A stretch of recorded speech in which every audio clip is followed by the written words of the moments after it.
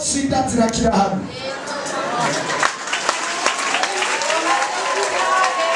Haleluya, haleluya.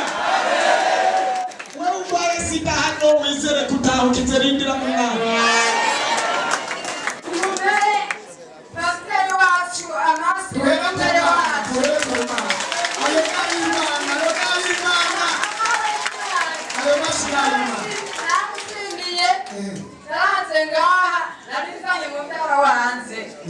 Akaba hari umutama yari ngaho nkaba nanze nicaye kure nkaguma ngaha namutama arampamagara kiyamara rero wowe ngaha uraze ndamubwira teko ngaha umuze ngaha arakira ntabwo gusira bamutama turamutwara kwa pasiteri umutware kwa pasiteri aramusengera nanze ndashimba ngenda inyuma nazo singenda batanze ngitse umwanya ndamwumva pasiteri avuze arabizi ati bamutama avuye yirukamo murabe arakira nanze tukeye bwaho umutarabanze yarakize n'ubu turi kumwe ngaho yarekura amasira amuntu zo mu mazuru amasira ubu rero imana yaramukizize nanze mu ijoro ryaho ryo ku munsi wa kane ngira ngo nze ku munsi wa gatanu ngaha nza numva ikintu kize mu gutwi kirarukuta ndavuga ati yesu we yesu n'abantu ninamaraye ndamara ugutwi ubu rero barakize yego cyane ntabwo kikirukuta Urunyo. Haleluya, haleluya. Sinumva, sinagira guta. Hari murunyo. Sinahindukira, sinakebuka. Ariko yarakize. Yarakize. Tunagize umutwe gutatura. Haleluya, haleluya. Nasi. Eko mumisa. Ahantu hari Imana. Kabisa. Akomeza yotangira. Imana ndumukene. Imana Yesu agumugisha.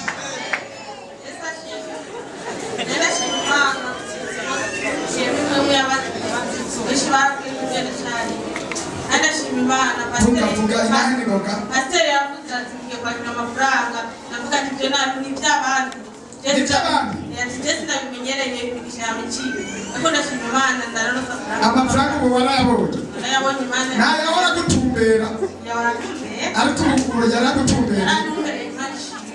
Amen. Amafaranga yahora abatabatumbera uyu munsi atumbere mwebwe n'izina ryawe. Amen. Wamungu warakuze mw'iyindi ko tugiye kuronka amafaranga niwe kuwa gatanu zizere na pete z'igitondo nanjye numvise kubona impamagara ari amafaranga uze gutora amafaranga dukomere amashyi umwami Yesu Kristo. Ego sawa Yesu agumugisha. Kabiri mukwezi kugira ngo herere amanota agwaye yazize imitima adahema adahapasize abimujya araza ngaha muramusengera arakira yari yaraduze none ejo nomese ambwira ngo bigira bigaruke oya birakubitika birapya ibyo n'ibisigo n'abadayimoni. Dukomere amashyi umwami Yesu. Uze kumubwira ko telefona cyangwa musengera kuri telefona acakira. Yesu nashimwe nanjye mpagaze nkashimira Imana kuva aho dutanguye aya masengesho y'iminsi 21 tugukora ku minsi 6 ku munsi wa gatandatu niho Imana yanyeretse igitangaza yarose amafaranga y'umugisha icyo mpagaze nkashimira Imana. Amen.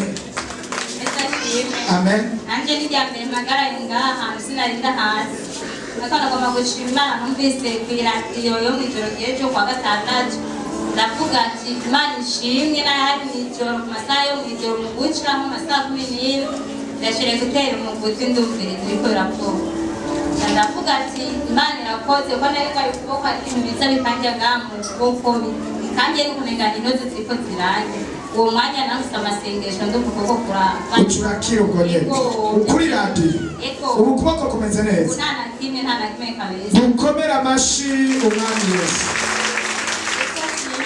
amen. Naje mpagaze ngashima Imana. Pasiteri yaravuze yuko tugiye kuronka amafaranga. Naje nari mfise amafaranga twabana. Bari bampaye amahera kugira ngo nzosubire ariko kubera yari menshi cyane canza ndayakoresha kubera napanze nayiwanje cyasanga mbura mu bihumbi 250. Ndavuga ati none aya mahera nzoyakura.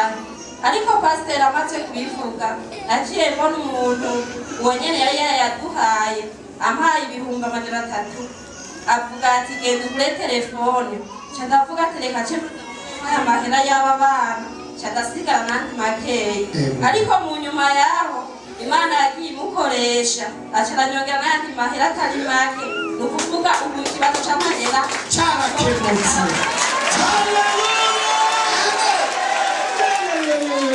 Ikibazo cy'amafaranga kirakemuka ku buzima bwanyu buzima bwiza.